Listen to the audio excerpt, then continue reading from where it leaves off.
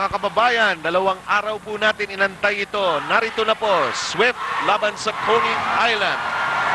Let's go to the Coney Island Ice Cream Stars. They're kicking off with Evangelista Jerry Codinera. Manny Victorino is there. Glenn Capascio is also there. Together with Rosella. Yes, and Rosella was covered by Jerry Codinera. Thank you, Dr. J. First possession, Swift. It's Boybits Victoria, Meneses, together with Distrito, Rhea Lubit, and Nelson Asaitono. First crack at the basket. Meneses also is going to be tested in this ball game as he gets the first 2 points of the game. Although he's been in the league quite a couple of years now, you know, it's one of the big tests on how much he can prove himself against a very tough defensive team like the Coney Island All-Stars. Had a great game against Coney Island, and the last time they met, he scored a total of 28 points. Here's Evangelista. He loves to cut up the inside. We're tied.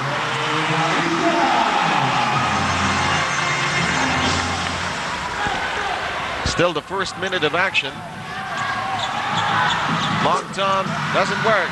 The referees, by the way, Andy Bartolome, De Leon, and Rivera. Coney Island showing a little patience in their half-court game, and there's a loud pass there to Jerry. He should have the advantage here, but the weak side help made him miss that shot.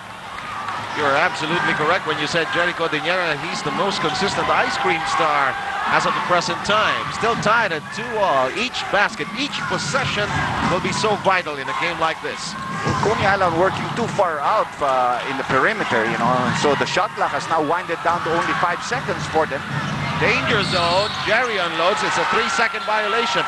Evangelista thought that Jerry would uncork the first time up. And that's the reason why he went into the blue paint trying to get a possible offensive rebound. Now look at the defensive assignments of the Coney Island All-Stars. We have Manny Victorino, a very tall player, who can guard people on the outside, picking up Berhel Meneses. On the other hand, we have Capascio putting the cuffs there on Rudy Di Distrito, a player that they know plays well under pressure. Meanwhile, you know, the lineups on the floor so potent for both sides, especially when you take a look at Swift. Victorino collects the first foul of the game. We're tied at 2-all, 10 minutes, 15 seconds remaining still in the opening salvo here tonight. Only one game, friends, and a game that counts. San Miguel waiting in the wings for an opponent. Jerry Codinera is picking up Nelson Asaitono, and an attempted stuff there by Rhea Lubit. Goes Ray. Wasted 2 points. Yes, could have given them the early lead here. 2 minutes going by us.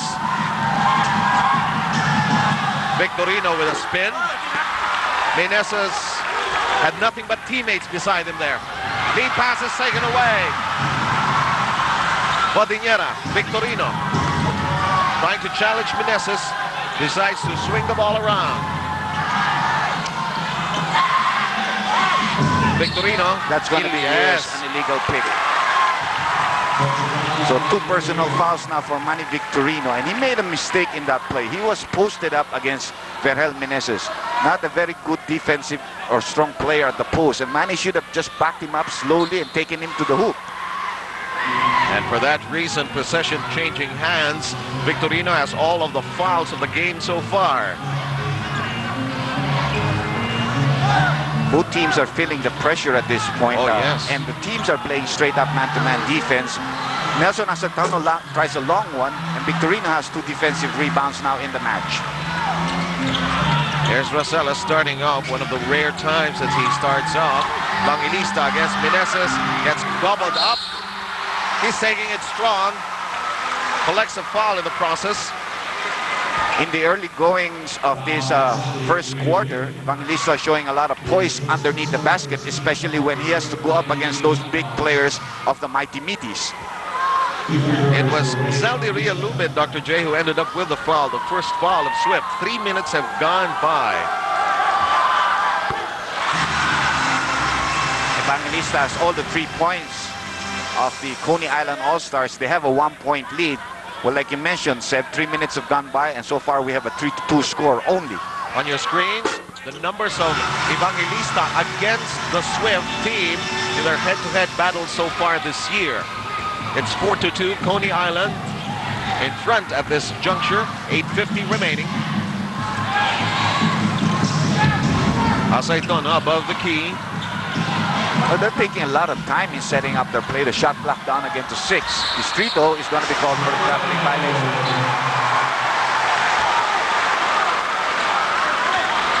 8:40 to go. So far, referee Rivera has proven among the referees that he's the #1 caller of the traveling violations, as Ronnie and I were pointing out earlier. He seems to like this rhythm not being broken, huh? In other words, it's his specialty. I mean, he calls it on everybody, you know, whoever team it is. Regardless. Capascio with a strong move. And Coney Island advances by 4. That's a very important player to me.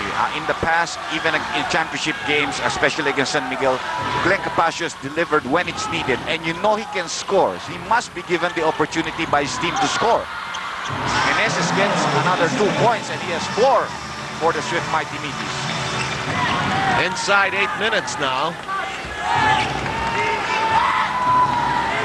Both teams trying to experiment with the patterns they went to in practice. And they're being slow about it. No? Yes. They are very deliberate with their half-court game at this point. A lot of screenings and a lot of movement. Victorino pops. Yes, get a good bounce. So the 2 guys that I feel should really contribute here have done so. Victorino has 2 points, Capascio has 2. But a nice getaway here by the destroyer, Rudy Distrito. And Glenn Capascio ended up with a foul being called against him. His first. Coney Island has already gathered 3 fouls. Swift has been called for 1. You know, you have to give it to this guy. He first entered the league, I think, in 1979 or 1980 with Crispa. Had to move back to the amateurs when nobody wanted to pick him up. Has been a traveler through Magnolia and all those teams before finally settling down here, and also with Ginebra, where he really shone, especially the championship game, which he helped with. Meanwhile, a useless foul in the backcourt by Boyvitz Victoria. The first on the rookie. The count reads 8-7, 7:30 to go in the opening quarter. Reporting to you from the Astrodome, Seb Sarmento with Dr. J. Andy Howe in our very special Vintage Sports Friday the 13th presentation. Evangelista being asked to post up against Meneses. There is a double team. Capascio, roadblock in front of him. Victoria had a hand on it. Victoria beats Cordillera. I think Jerry could have gone for the block, but I think he wanted to save the possibility of giving up a foul this early. He doesn't want to get into foul trouble with Victoria about a step ahead of him. With that bucket, Swift moves ahead 9-8, 6:50 to go. Glenn Capascio, offensive foul. 2 personal fouls now for Glenn Capascio, a total of 14 fouls so far for the Coney Island All-Stars. Swift has 2. Frankie Lin will report for the first time, pulling out Olsen Rosella. Alvin Patrimonio also on deck. Manny Victorino will sit down. The captain moves in for the first time at the 6:44 mark of the opening quarter. Alvin has had all kinds of injuries, including having coming off a bout with the fever, and then eventually people noticing that he had some problems with his knee, no? Something he has not experienced during the course of his career. Power move, producing nothing for Ria Lubin. Chance now for Coney Island to grab the lead. They're down by a point. They're taking it hard. Evangelista traveled. Forced into that ungainly situation by Boyvitz Victoria. Well, at this situation, they could have really called a hell ball, because there's quite a while when they were holding on to each other, but when he was able to pluck the ball out with his stronger grip, he did travel, and that's why the violation was called against him. Doesn't work from 3-point distance. 6 minutes, 6 seconds remaining. Fantastic lead pass. Jerry backing up. Trap in goal. They regain possession. Patrimonio, great cover by Jerry Cordillera. There's bagging downstairs. A big struggle off the boards in that last play. No score so far for quite a while now, with 5:40 left in the first quarter. The stretch doesn't work. Coney Island with another opportunity to surge ahead. Evangelista gets blocked. Capascio No, sir. He's stripped. It's taken away by Swift. Here goes Swift. Evangelista says no way. Capaccio stopped. Fires. Yes. 4 points in the ball game now for Capaccio, a 1-point lead. In this kind of game, Sev, you're going to expect the referees to allow you a little bit more banging. You just really have got to hold on to the ball after a offensive rebound. Absolutely a good point, Dr. J. We find Coney Island advancing now by a point, 10-9, with 5 minutes remaining in the first quarter. Triple. Swift trying to use that as a weapon. It has been a dud so far. Well, it is one of their strongest weapons, but at the moment, just a little bit too early to use it. An offensive foul. Called on Patrimonio.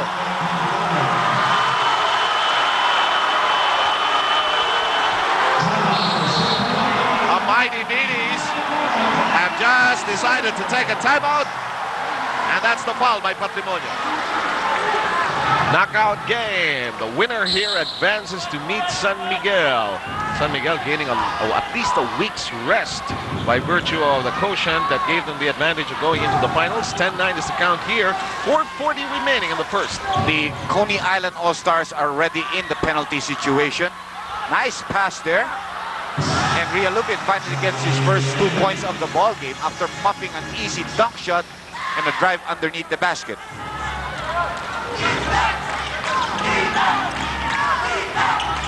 Patrimonio reclaims the lead for Coney Island. They're really putting the defense on Alvin, so he knew he had to take an outside shot as shown in that last play. 12-11, 4:03 to go. Hasaitono asking for some movement. Becomes an isolation now. Can't shake off Jerry. Jerry like a rock there. You see, he really has no advantage on a one-on-one against Jerry. Jerry is wide enough and knows his movements very well. As we take a look at Ron Jacobs, who's seated to the right of us, he is a consultant and of the coaching staff of the Beermen, and obviously he can help as far as, you know, digressing, studying the other team's plays, coming up with his own ideas on what to do. And I'm sure he's with interest. They're looking on who are they going to play. You know? Absolutely. Patrimonio, nothing off that try. 3:36 to go.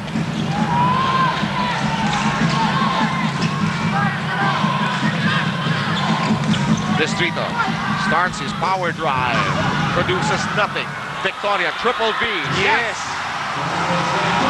That's a big one there for the rookie, because it will certainly improve his confidence, know that he can hit a three-point shot in such a crucial ball game. Victoria has improved his average here in the semifinals. Patrimonio with a spin. Just to go back to Victoria, he was averaging below 10 points in the elimination round. Jocked it up to 14.6 in the semifinal round. Well, his playing minutes must have really gone up by leaps and bounds, especially with the injury to Solis. Yes. And the confidence that Yeng Giao has found in this young guy. He takes another three-point attempt. This one's way off the mark. Coney Island really hasn't run that much in this first quarter of play. Currently, the score is tied at 14. The second deadlock, Patrimonio goes to work. That shot didn't work, however. Left-handed hook shot. Not really his shot, no? Not exactly his cup of tea at this. Has not really honed that shot. Meneses off the window, checking that off the back rim. And there's a rescue job by Saudi Realupin. Coney Island All-Stars must do a better job at boxing out and not allow second chance points for the Swift Mighty Meaties, who have now taken a 2-point lead with 2 minutes left. We see Al Solis and Ravenna being sent to the scorer's bench. Here's Capaccio. Evangelista. Downstairs to the Rock. Well, they're very solid in trying to go to the low post as long as they can get some movement so that the double team won't come against either Jerry or Alvin. And they've been successful with that in several plays now.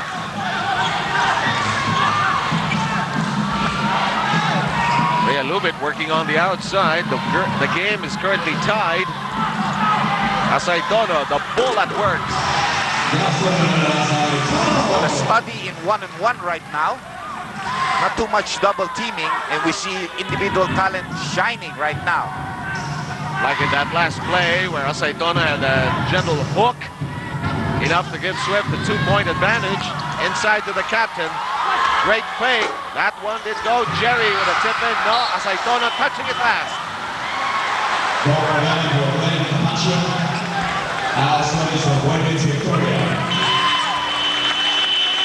And we will have some changes. We'll tell you all about them when we return after this timeout by Coney Island. Dr. J was beginning to talk about the tradition of Coney Island of having made the All-Filipino Finals every time since they joined the league way back in 1988. The time they got it and became champion of the All-Filipino was in 1991. A 3-2 victory against this very same franchise with Eli Capaccio as their coach at that time. That's right. And this franchise was, of Swift was known as Sarsi, the very first trip to the finals. Good call by referee Dondon.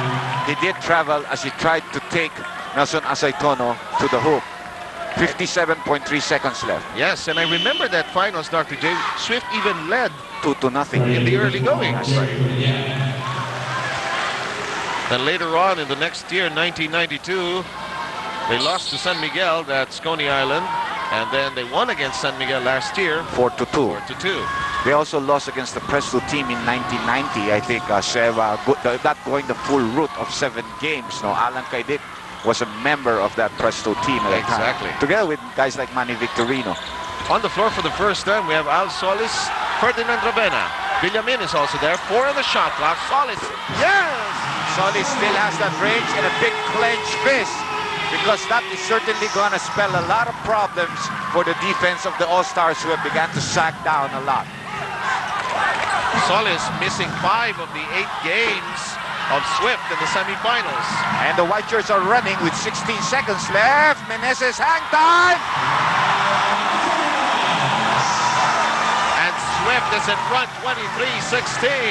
A big 5-0 explosion there off the timeout gives them a 7-point lead, and a good foul by Villamin because they are not in the penalty. First on Villamin, the third on Swift, and he's doing his homework. Well, that's what you're paid for, you know. Come around, you know, he's got to watch, he's got to take notes of both teams because he has really no idea who's going to win this match. And that ends the first quarter. I think Norman Black, Ron Jacobs, they've seen enough, but there's still 3 quarters to go. We'll be back.